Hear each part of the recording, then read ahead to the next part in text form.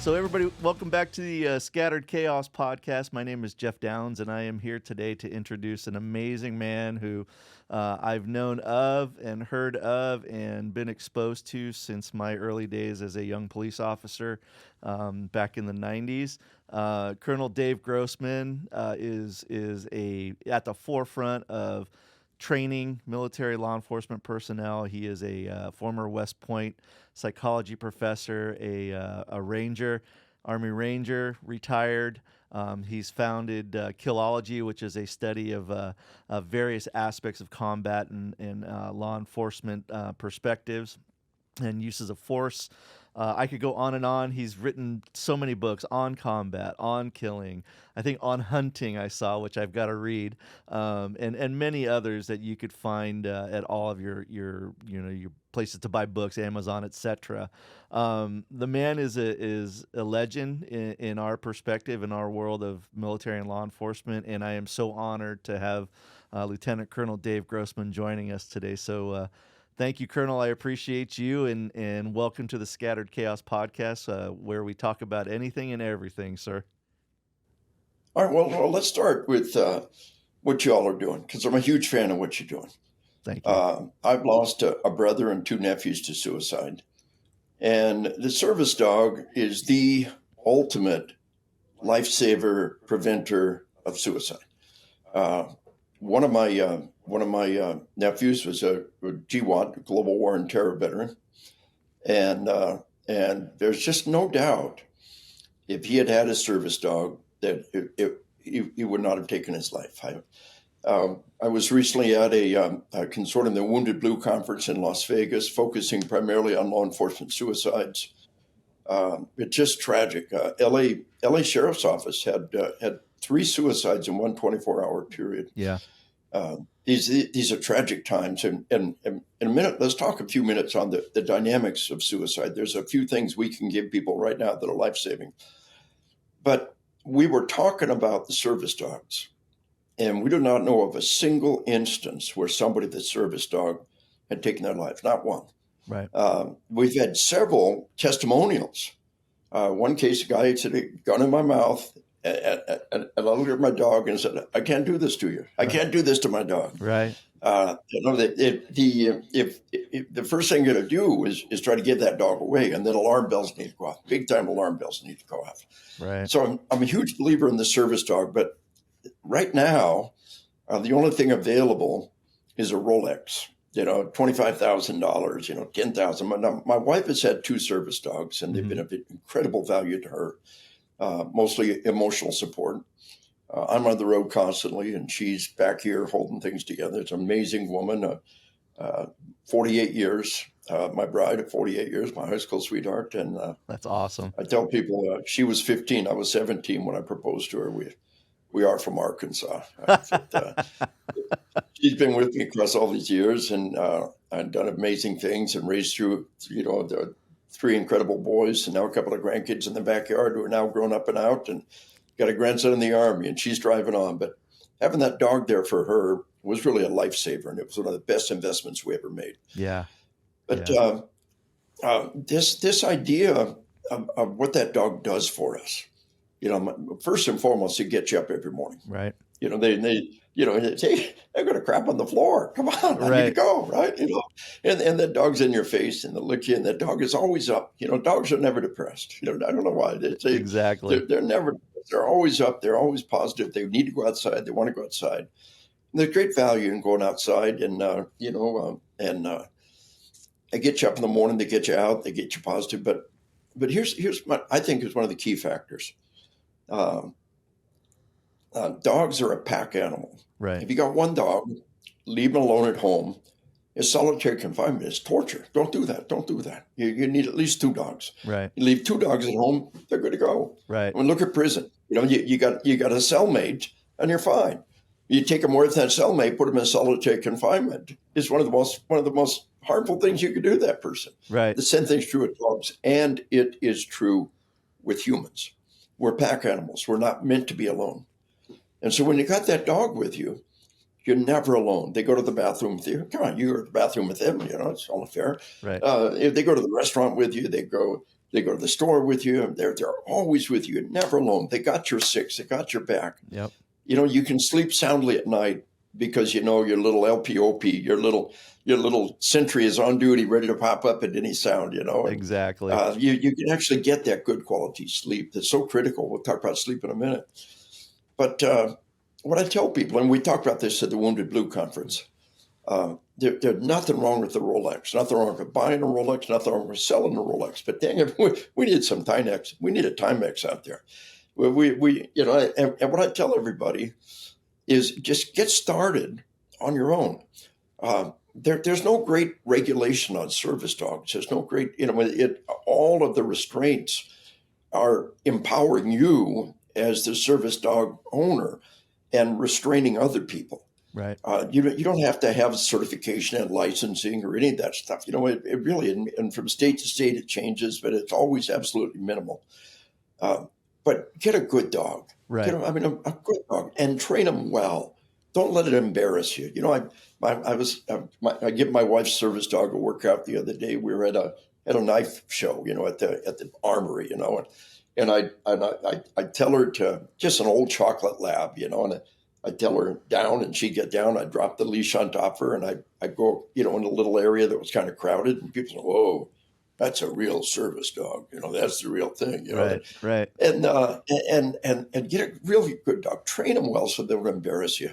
Exactly. Go to eBay, or go to Amazon, buy a vest for them, put that service dog patch on it. We're kind of working on a third service dog. He's a little thing. He's a neat little guy.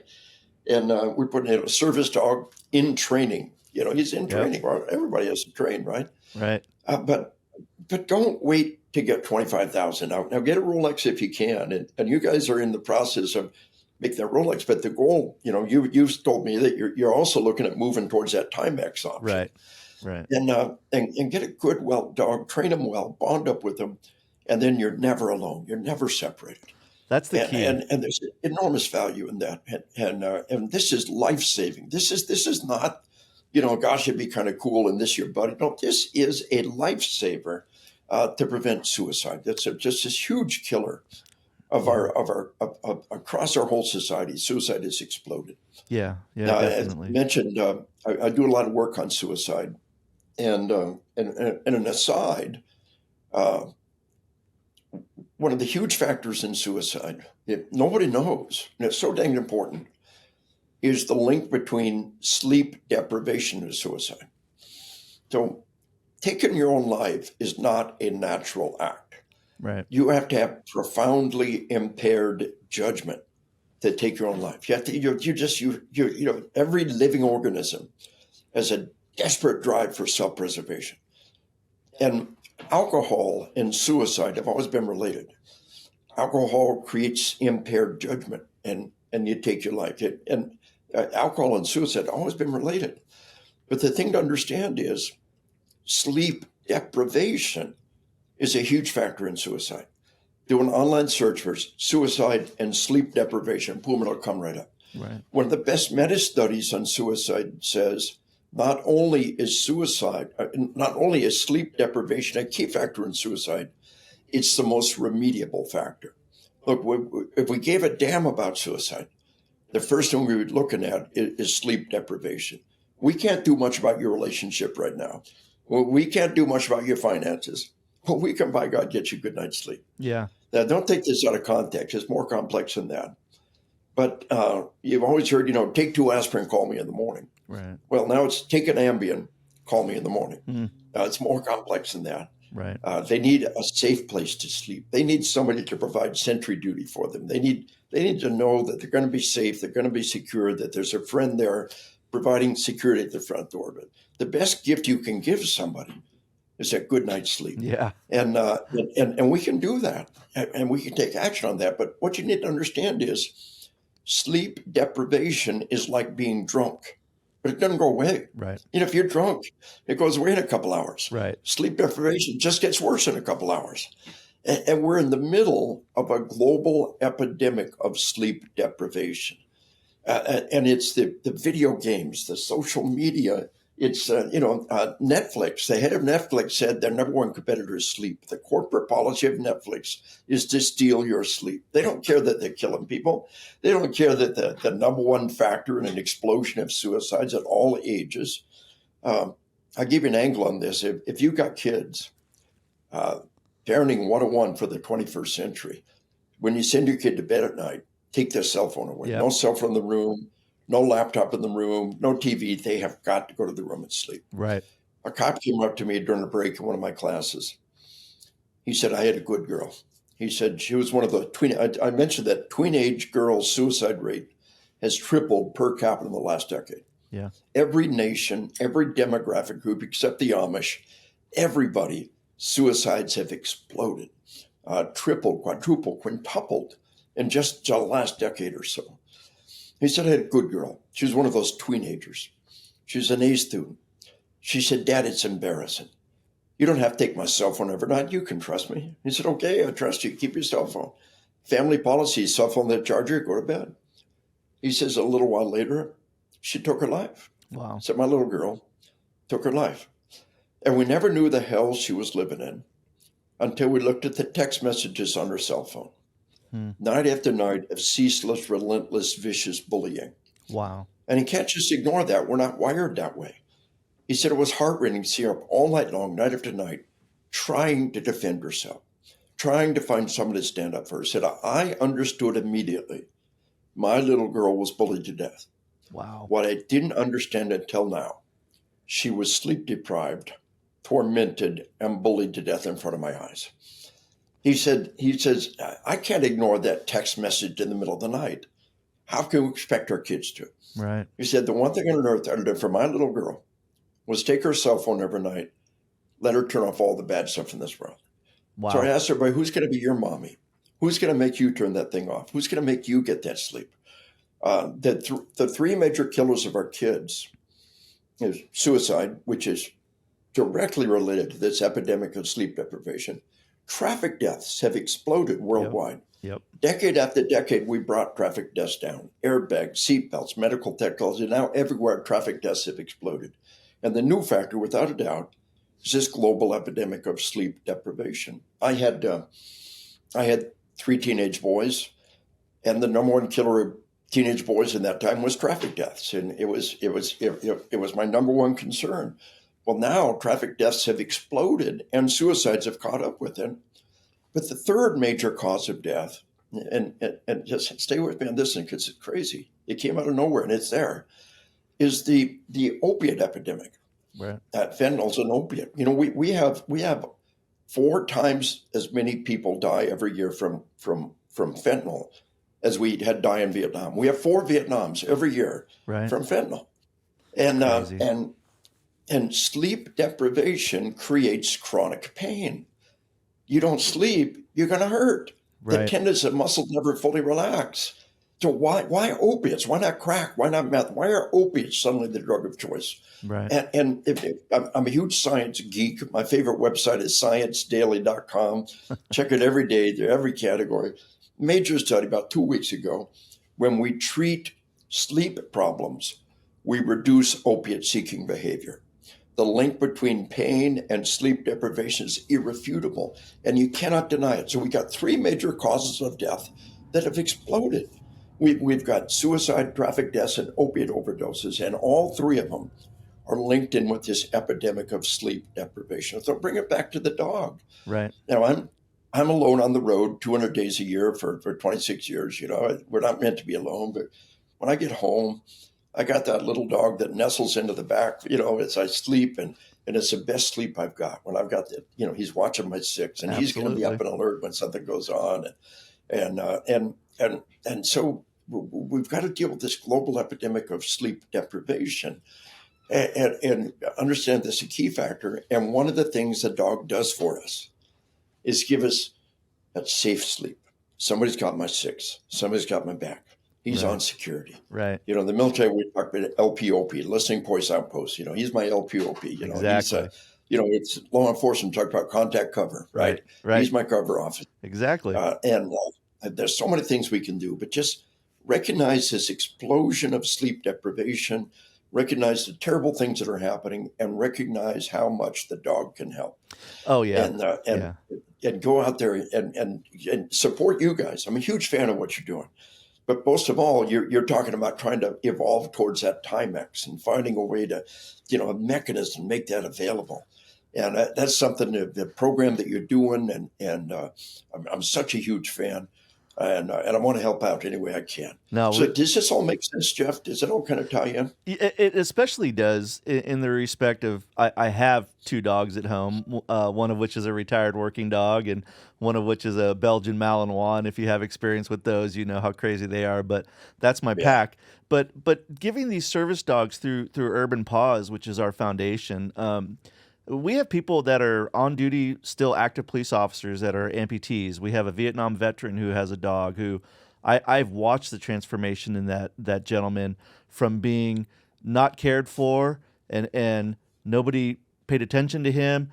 Nobody knew what his feelings were like, what he went through, to smiling, coming yeah. down here to our office almost every day and saying hello with his dog and training. And to me, the value of the animals is immeasurable to the Yeah, companionship they provide, as you spoke to. I the yeah. sleep deprivation side of things, like I feel better when my dogs are sleeping on my bed. My wife doesn't agree, but I feel better.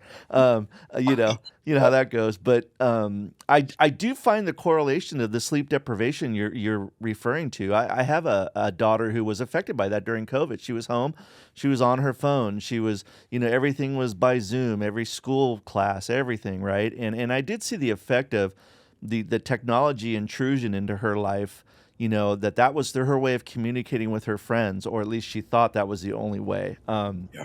And I did see the effect on her with being up late at night and sleeping, and her mental health took a definite hit. Um, and then I go back to being a police officer working graveyards for 13 years, and I remember those days where I had work a 12-hour shift, and then get off at 6 a.m. and have to be at court by 9 a.m. that same morning, sit in court half a Yeah. day or a full day, and try to go back to work and try to be Yeah. frosty, as you might say. But yeah, there's a definite And the correlation to data on that. that, the data on that's really powerful. And people need to know 24 hours without sleep and your impaired judgment. The sleep, it makes you stupid. You're like being drunk. For Your sure. impaired judgment equal to 0.10 above legally drunk Right. blood alcohol. 2 nights without sleep and you're psychotic. Any graduate of Army Ranger School tell about hallucinations on the third day without sleep. And we have people all around us going days without sleep. They play the video games all night long. You ever play the game? Suddenly at 6 o'clock in the morning, got no idea where the last 8 hours went, and it's time to get dressed and go to work. They do Right. that on purpose. This is intentionally addictive and immersive. And also, you race home, you play the new video game all night long, or you binge watch shows all night long. You stagger off to work, you stagger to school, you're a zombie all day, you race home, you play the game all night long. Now you're on your third day without sleep.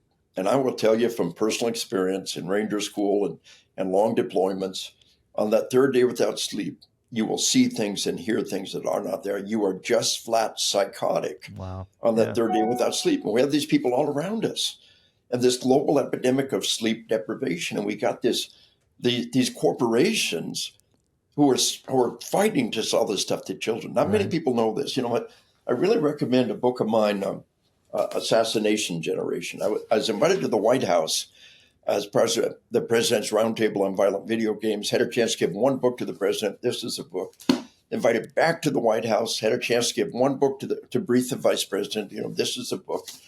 But um, when we talk about this industry, in 2005, the state of California overwhelmingly voted to regulate children's access to violent video games. Hollywood said, yeah, we're good with this. Silicon Valley said, yeah, we're good with this. Overwhelmingly, the legislators voted for it. Arnold Schwarzenegger was governor. Arnold signed the bill. And then the video game industry fought all the way to the Supreme Court Hmm. to sell any game to any kid at any age. Wow. Now, Yeah. these are these incredibly addictive games that steal your sleep, that put in violent mindsets. And they said, we can sell it. He said, you cannot stop us. You cannot regulate us any way, shape, or form. And so they fought all the way to the Supreme Court to do what? To sell these things to children. And they conned 7 old men, 7 Supreme Court justices, never played Pong in their life, overturned the California law. But read the dissenting opinions and understand what's going on there. Yeah. So this is the industry who fought all the way to the Supreme Court to sell these addictive, immersive, sleep-stealing things to children. And how many people even know about that case? How many people know about it? They shoved it down the memory hole. Yeah. So this whole industry is fighting to sell this stuff to children and to deny that they're doing any harm. And nobody can deny that the sleep deprivation is harmful. Sure. So this is an area where we can make some progress on, starting with your own life and your own sleep management. I think it's really useful for everybody to have a couple of life hacks on sleep. And these are things you do tonight that will rock your world. Now, first off, it's really, really useful to have the fitness tracker that tracks your sleep. Major study a couple of years ago, that the 2 fitness trackers doing the best job on tracking your total hours of sleep was the Fitbit and the Aura. It's the Ring one. Right. The Air Force has bought thousands of these Auras for their pilots to wear because they want to track the pilot's sleep. You're going to be flying a $500 million airplane tomorrow. We make sure you get enough sleep right around. In the sports world, it's like this secret weapon across the sports world, high school and especially college and the pro sports, is sleep management. A team that is well rested will kick ass on a team that played video games all night long. Right. This is huge performance dynamic. So the coach has, take a college coach, everybody wears the Fitbits, and we track their sleep. And what they do, of course, one guy wears 6 Fitbits and go to bed, and they all go party. But the coach catches on to that real fast. Coach figures that one out real fast. But if it's so important for high school and college athletes, how much more so is it for cops and other people? So manage your sleep, wear that fitness tracker and track your sleep. Yeah. But here's the key nugget. Now, number one, our bodies are designed to sleep in absolute, complete darkness. Right. Major study in the sleep lab, totally dark room, bathroom light is on, and the door is shut. The light coming under the crack of the bathroom door is enough light to stop your body from producing the melatonin that you need. Now, melatonin is the hormone our body creates for us to sleep, and it creates it in the dark. And if you're not in total darkness, the body can't produce that melatonin. Right. And so, I do a lot of work in the fire service. Cops and fire, I'm a cop. We always have a thing about fire guys. They get paid to sleep. Only firefighters and prostitutes make money in bed. But we love you, all of our firefighter friends. We love you. That's right. We're just joking. We love you. We're jealous, right? But I love it. But there's always, the fire guys always have the bunk room or the bunkhouse, right? Yeah. And there's somebody in every bunk room they call the dark Nazi. And the dark Nazi is the guy that spray paints the windows black from the inside. Right. I tell them, guys, the dark Nazi's right. The research is there. Right. But my wife frowns on spray painting the windows black from the inside. So I had the old aluminum foil on the inside of the windows when I was on graves. Boom. That's it. Keeps the brainwaves out, baby. Right. The conspiracy theorists, right? The aliens. But truly, that aluminum foil over the window is one of the great life hacks out there. Yeah. But best of all is a sleep mask. Right. Go to Amazon. The military pass out the sleep mask like candy. You see a bunch of our, tier 1, tier 2 spec ops guys asleep in the back of a C-130. They're all wearing a sleep mask. But they don't use the cheap one. They go online. Now, there's a sleep mask, my favorite, online that has 85,000 reviews on Amazon. Wow. 85,000 reviews for a freaking sleep mask. Wow. And it's the best, by far the best. The one right behind it is 64,000. My wife likes one. I like another. My grandson goes off to college. Now, what are the things most likely to kill my grandson? Suicide, traffic deaths, and opiate overdoses. What's the greatest gift I give my grandson? A good night's sleep. Right. He's heard my class. He's helped me out. I sent him off to college with a couple of different sleep masks. I said, find the one you like and use it. So I call him up. How you doing? Great. You get enough sleep? Yes, sir. You need your sleep mask? Yes, sir. As a matter of fact, it got kind of grody and went online and ordered another one. So this whole sleep business, that sleep mask, people just become obsessed with it. It's so cool. I mean, they got to do a review on Amazon for this, if nothing else. Yeah. So it was 3 weeks ago. I was in Utah training a bunch of cops. One of the cops just immediately went online and got a sleep mask overnight. And he wore it the first night. He's tracking on his Fitbit. And he said, I got 5 solid hours of sleep. He said, the best night's sleep I've had. I said, the second night is when you're going to see a difference. Right. That first night is when the body starts building up the melatonin. The second night, so let's see what happens the second night. Second night, he said, I got over 7 hours of sleep for the first time. Wow. Since God knows how long. Wow. Wearing that sleep mask. And he had his fitness tracker. By the way, as adults, you need at least 7 hours of sleep a night. Anything less than that's a waste of time. A great book. I've got a book coming out in about 2 years called On Sleep, The Tragic Impact of a Global Epidemic of Sleep Deprivation. But meanwhile, Dr. Matthew Walker's book, Why We Sleep. It's the best resource out there. And most of the things I'm telling you about, he's come under attack. The video game industry, the streaming video, all these people that want to steal your sleep, indirectly, they've just hammered him for this book, and it's all solid. But online, he's got a website with the latest research, double tapping and double checking all of these things that he says in the book, Why We Sleep. So number one, sleep in the dark. You may not get one more minute of sleep. Number two, cut off caffeine shortly after lunch. Right. We are in the middle of a global epidemic of caffeine abuse, and they're selling it to your kids. They're selling it everywhere, and caffeine makes you have bad quality sleep. Now, there's a huge link between sleep deprivation and Alzheimer's. Major, irrefutable data. Dr. Walker's book, Why We Sleep, that people say, well, I'll sleep when I'm dead. Well, you have a decade of Alzheimer's first, you idiot. So, right. So lack of deep cycle sleep is a major factor in Alzheimer's, and that caffeine stops you from getting deep cycle sleep. Lack of deep cycle sleep is what causes the chronic pain, and caffeine is stopping you from getting deep cycle sleep. The tendons and muscles never fully relax.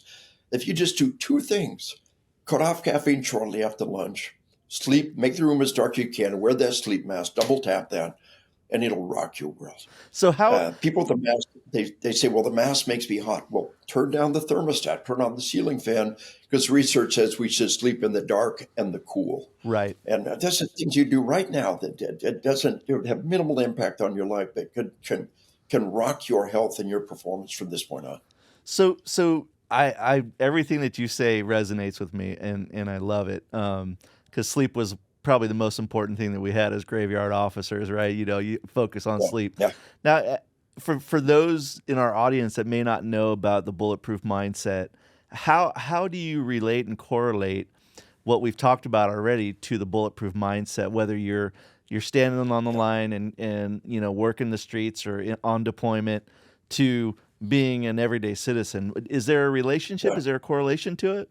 Yeah. All of us are under stress. All of us are facing stress. Violence has exploded like nothing we have ever seen before. 2020 homicides exploded orders of magnitude greater than we've ever seen. It's the Minneapolis effect, Right. We had the Ferguson effect in 2015, 2016, the Ferguson effect, Right. an explosion of violence. And the thing to understand is medical technology is holding down the murder rate. We track the number of dead cops.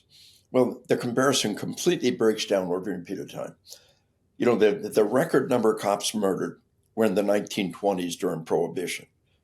But the 1920s, no body armor, no training, no antibiotics, no ambulance. I mean, the comparison completely breaks down. Right. Now, the next peak period of cops murdered in the line of duty was the late 60s, early 70s, the war riots. And once again, we can't compare to the 60s, no body armor. We've got a great study, a UMass Harvard study, peer-reviewed journal, said between the 1960s and the 1990s, medical technology cut the murder rate to a third or a quarter would otherwise be. So to compare the murders in the 60s to the 90s, you got to multiply the murders in the 90s by a factor of 3 or 4.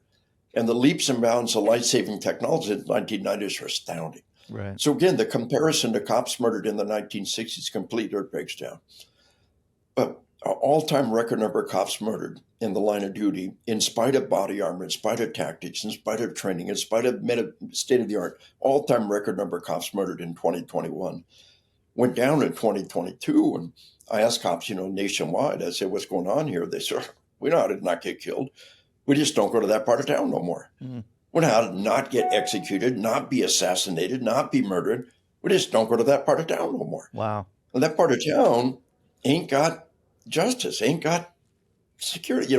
The social contract, the Pharaoh, the Romans, us, here's the deal. Here's the social contract. You obey the law, you pay your taxes, and we'll help keep you safe. Ain't that the deal? Pay your tax, obey the law, we'll keep you safe. Right. If we can't keep them reasonably safe, why would they obey the law? Why would they pay their taxes? The social contract begins to break down.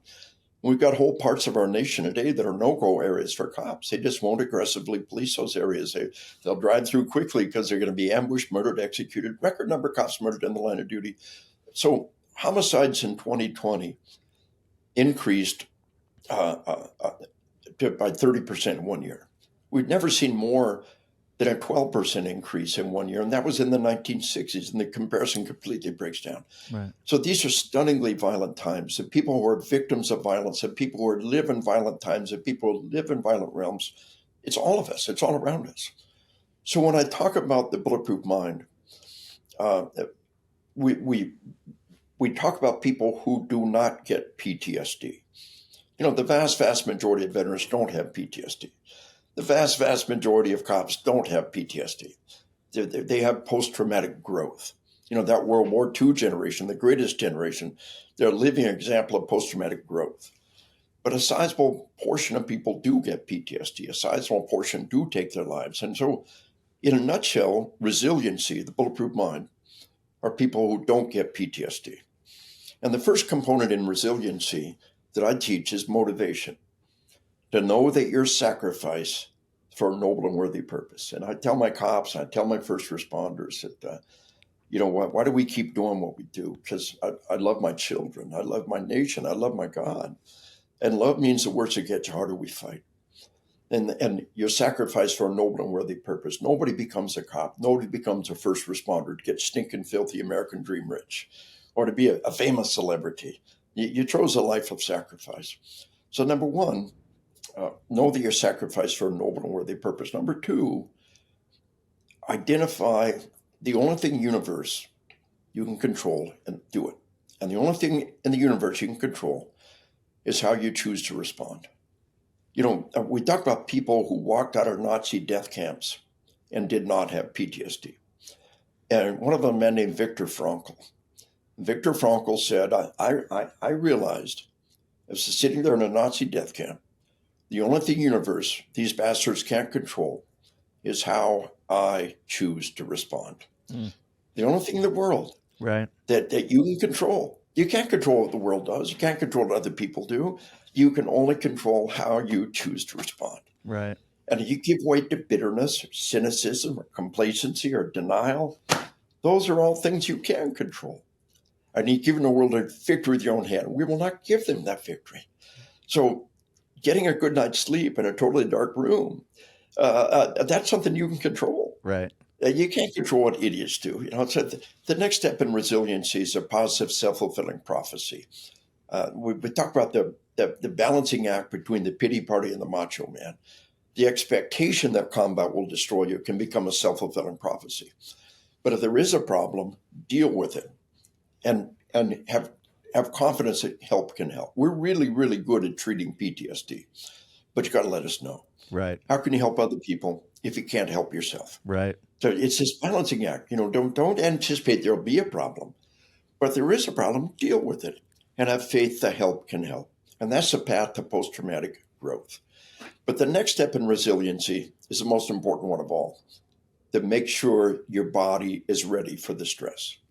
And if you're sleep deprived and the bad stuff comes down, you're far more likely to get PTSD. I call PTSD the gift that keeps on giving, kind of like herpes. Absolutely. Right? Look, if you die, that's not contagious. You lose a limb, your kids can't catch that. Right. But if you come home with a load of emotional baggage, don't cop a pity party here, but it can echo down across the generations. Right. And if you're sleep deprived and the bad stuff comes down, you're far more likely to get this pathological response. And by the way, post-traumatic stress disorder, very, very often now, and it's a good thing, there's a major movement, call it post-traumatic stress injury. Right. Because you recover from an injury and you're stronger. Hemingway said, life breaks everyone. And usually we're stronger in the broken spots. And that's the goal. So that having your body ready for the stress, from that point on, everything kind of becomes forewarned and forearmed. Knowing how the mind and body's going to react and not being blindsided by it, knowing what to do about it. Maybe the most important little nugget of information is the sympathetic nervous system, fight or flight, and the parasympathetic nervous system called feed and breathe, or rest and digest. Hey, when your heart starts pounding and you start to become emotional, one of the best tools we can to pull you from fight or flight to feed and breathe is a big swig of water. Yeah. Yeah, that's true. Absolutely. And the big swig of water sends a message that says we're safe. Right. And you know, it's so powerful. You know what? I began interviewing World War II vets and Vietnam vets in the 1980s by the hundreds from my book On Combat, or On Killing, came out in 95. Right. And I knew if that veteran became emotional, they re-experienced the event as something terribly counterproductive was happening and make them stop and breathe. Today, we put a bottle of water in front of them. They become emotional, make them stop and take a big swig of water. Now think about this. A deer's being chased by a wolf. You stop and get a drink, you're really thirsty. I can't get a drink. I'm being chased by a wolf. Right. The fact that you stop and you take that swig of water, the swallowing, it hits the stomach, digestive things kick into gear. So powerful. A friend of mine is one of our nation's leading therapists for federal agents. Several federal agencies, cops in a deadly force incident, they fly her in and she debriefs them. And she puts that bottle of water in front of them now. And on the very first debrief, the first time they talk about it, they become emotional, stop, take a big swig of water, regain control. She told me, she said, 6 years of college, 14 years of practice, and that stupid bottle of water is doing more good than I've ever done. So, you know, there are tools we can use. Emergency rooms, ERs around the world. Somebody's tearing up the ER. You know what they do? They grab a bag of M&Ms, rip it open, shove this guy's face. Would you like some M&Ms? And a large portion of the time, they can completely diffuse the situation. Wow. Because just looking at that and smelling that and seeing that can pull them from fight or flight to rest and digest. Wow. So just understand that after you've been in this traumatic event, there is a very good chance that when you talk about it, you'll re-experience it. Right. That is not PTSD. It's normal. I give the example of a Arkansas State trooper, first gunfight, bad guy's down, he's alive. Happy to end this story.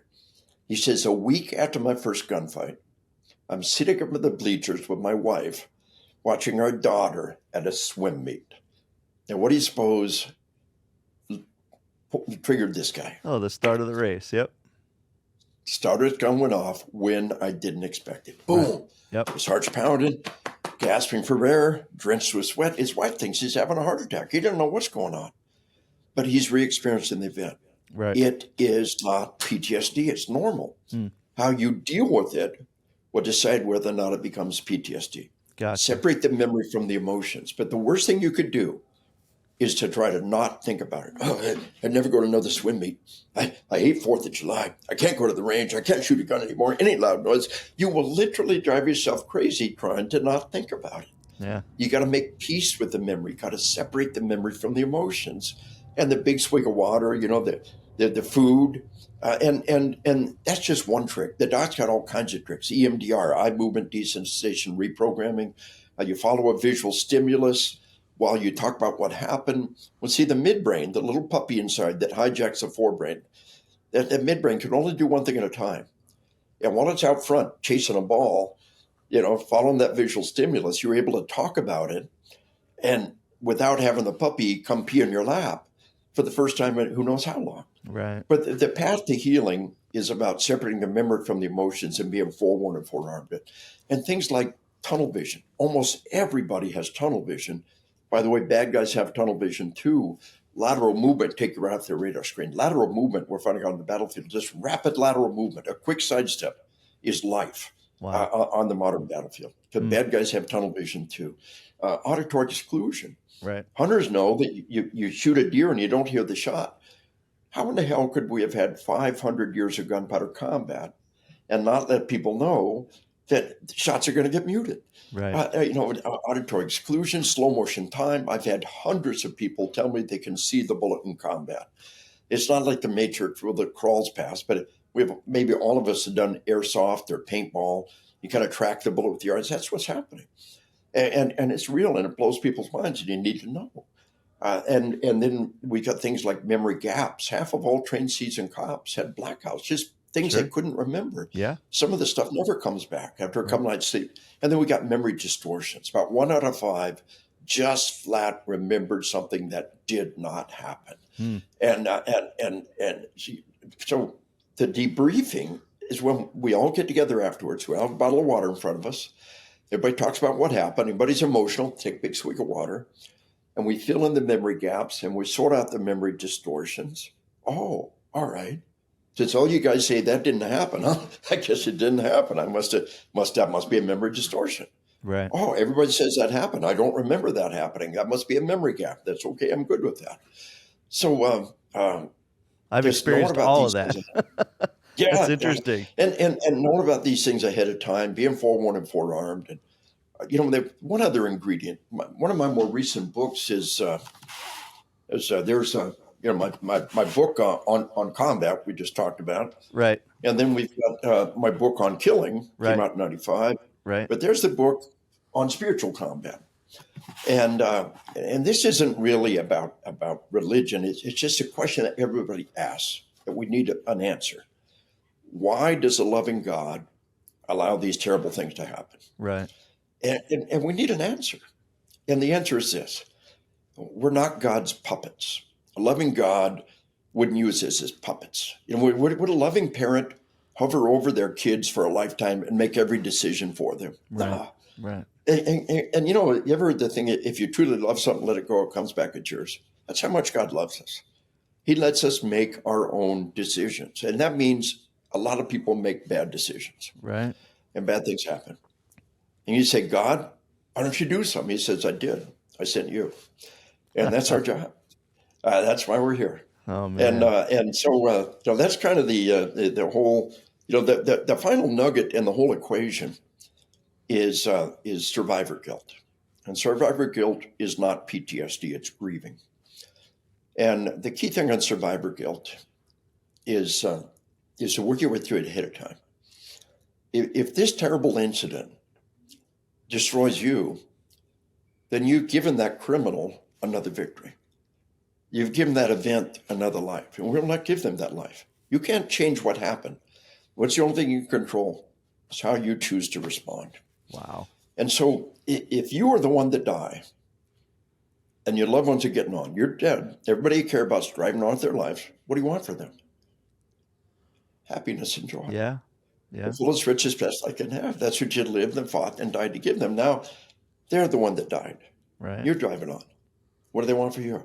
Yeah. The same thing. Happiness. And that means right now, here's the key, right now, you confront the possibility of suicide. You chew it up, you spit it out. You say, suicide? Where'd that come from? I'd never eat my gun. Right. Well, we lose far more first responders to their own hand every year. Yep. Than we do to criminals. We lose far more Americans to suicide than we do to violent crime. Far more. Yeah, we lost one. We lost one last week here locally. Yeah. And every one of them would say, wow, I'd never take my life. And then the moment of truth comes and they make a bad decision, they have a chance to rethink it. So I tell everybody right now, tell yourself this. I will fight for my life. I will seek counseling. I will get medication. I will leave no rock unturned. I will fight for my life like I would fight for my child's life. Because nobody takes my life, including me, without one hell of a fight. And I asked everybody, can we all agree? Give me a sea of head nods out there. Nobody takes your life without one hell of a fight. Nobody takes your life, including you. I will fight for my life. I will seek counseling. I will get medication. I will leave no rock unturned. I will fight for my life like I would fight for my child's life, because nobody takes my life, including me, without one hell of a fight. So there is the fast forward 10-minute version of the Bulletproof Mind, and everybody needs it. It's those fundamentals of survival under stress that every human being needs. It's just this baseline, this toolbox that everybody should have been given in elementary school, Well, Colonel, I can't tell you how much what you spoke to me just now and told me resonates, and I'm so grateful for you taking the time out of your day to speak to us, to help us get the message out. We have so many first responders and military personnel veterans that need help, and some are afraid to ask, but we aren't going to give up. We aren't going to give up without a fight. And quite honestly, sir, the message you're spreading across the country and the world, for that matter, is so valid and so important. I can't thank you enough for what you do, who you are, the lives you've touched and saved, likely, and what you continue to do in our world. Thank you for joining us on Scattered Chaos. We'd love to get your wife her third service dog. If Urban Paws can help that out, let's do it. We won't go Rolex. We'll go Timex if you want. We're getting the Timex. We got that little Timex rocking. He's a good dog. Yeah. Well, I appreciate you so much. I'm honored to speak with you, and I wish you the best of health and everything in your endeavors moving forward, sir. Thank you again. Iron sharpens iron. A two-way street. God bless you, brother. God bless your endeavors, and God bless America. Thank you, Colonel.